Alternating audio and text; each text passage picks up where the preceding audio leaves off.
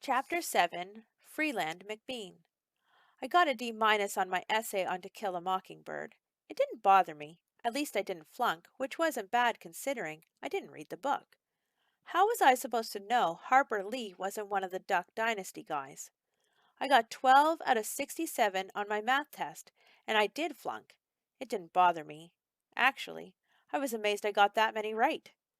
I got a big fat zero on my social studies presentation because I didn't do one. It still didn't bother me. Mr. Silva held his extra help sessions after school when I had football practice.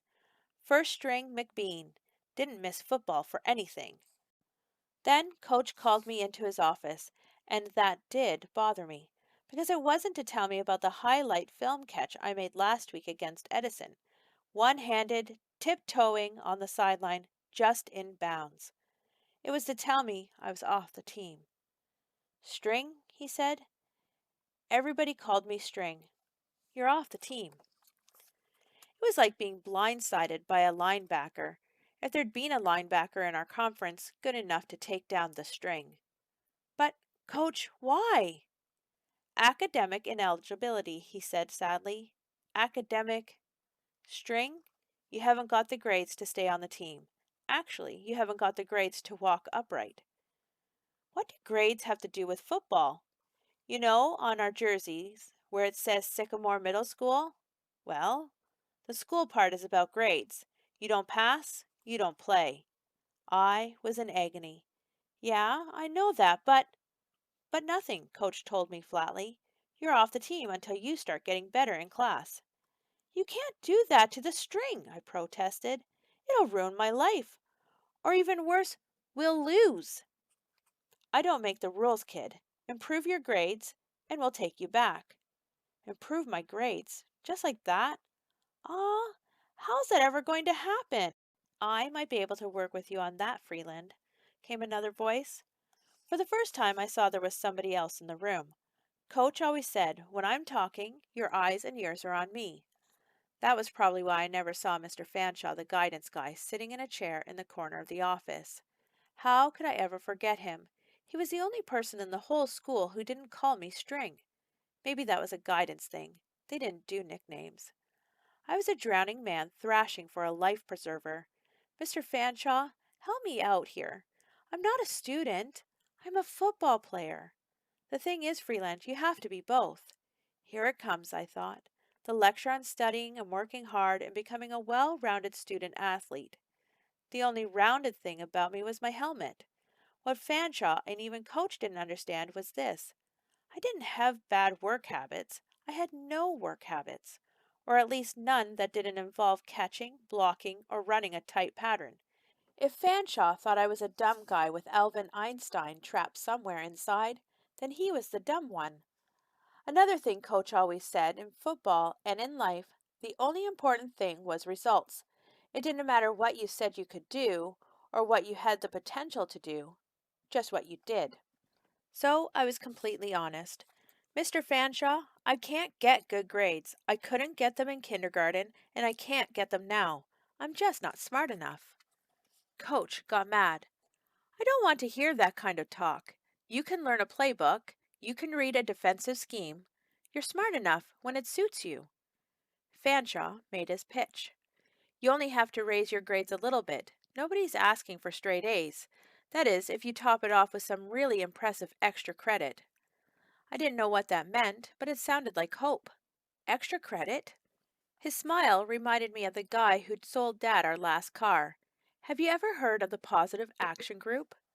The story he told me lit a fire in my heart, which had been frozen solid by the idea of being shut out of football.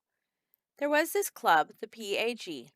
I forgot what they did, but it was definitely good, because Fanshawe was pretty amped about it. If I joined and didn't totally bomb out in my classes, I could be back on the team in time for the playoffs. Where do I sign up? I asked. It was like a cloud had come to rain on Mr. Fanshawe's good mood. Well, the sign-up sheet isn't posted yet, he admitted, because the posters aren't ready. I'm not sure what's taking so long. The boy who put it all together is obviously a visionary, but he's a little short on action. To be honest, he's hard to figure out. I think he might have an after-school job because the minute school ends, he's gone with the wind. Spit it out, Coach interrupted impatiently. Is String going to be able to do this or not? Of course. All he has to do is talk to Cameron. He turned to me. Do you know Cameron, boxer? I did, and he didn't exactly strike me as the club starting type. Cam was one of those gamer nerds. He hung out with that brainiac Pavel Dyson and that dweeb Chuck Kinsey. Chuck tried out for football back in 7th grade and broke 3 fingers in the first minute of the first practice. The team still did a modified version of his scream before every kickoff. Did the String belong in a club with guys like that? Man, if it got me back on the Sycamore Seahawks, I would happily join the church ladies' knitting team. For some reason, Fanshawe was still hemming and hawing, and Daphne Leibowitz and I waited in the art room for 2 hours, but Cameron never showed. I said, I'll talk to Cam. Really? He seemed almost grateful, like I was offering him a lifeline instead of the other way around. Now, remember you have to be firm with Cameron. And off he went into another long speech about how hard it was to pin Cam down because his mind was working at such a high level. I'll pin him down, I promised. When the String pins you, you stay pinned. It wasn't that hard to find Cam. The String had connections. Ziggy, our quarterback, was dating this cheerleader Shailene. Well, her cousin's ex-lab partner in science, Dominic, was also in Cam's last class of the day, health. So I sprinted to the health room right at the bell. Fastest time in the 40 in county history. No one ran like the String. Props to Cam, he was pretty fast too. But I dashed past him and blocked the exit to the parking lot. I'm in, I told him. He looked completely blank. The PAG, man, I went on. Fanshawe gave me the deets, and I'm totally down. Great, he said. But he might as well have said terrible, because that's what it sounded like. Cam! Chuck came running up, his backpack bouncing on his narrow shoulders. We're still on after homework, right? I can't wait to... He took one look at me and cradled his fingers protectively. Hi, String. Is he in the club too? I asked Cam.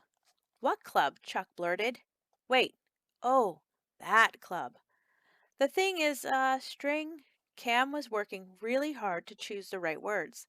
The PAG, it's really complicated. I'm not sure we can put it together for this year. I could feel my eyes narrowing. We're 8th graders. What other year have we got? He was sweating now. It takes time to iron out all the details. If we're going to do it, we have to do it right. You're jerking the String. I leaned into his face, and the String doesn't like to be jerked. The PAG is my ticket back onto the Seahawks. I need it. And when I need something, there's nothing more important than what I need. I wasn't sure if Cam was getting my point, but I was definitely making an impression on Chuck. You have to do it. He's the String. And then Cam Boxer did something that nobody else had ever done. He faked me out. He started to nod in agreement, ducked under my arm, and was out the door and gone, pounding through the parking lot toward the street. Oh, sure, I could have run him down from behind, but I needed to get to the gym to stay in playing shape for when I rejoined the Seahawks later in the season. There was no doubt in my mind that Cam would come through for me. Nobody dared to let down the String.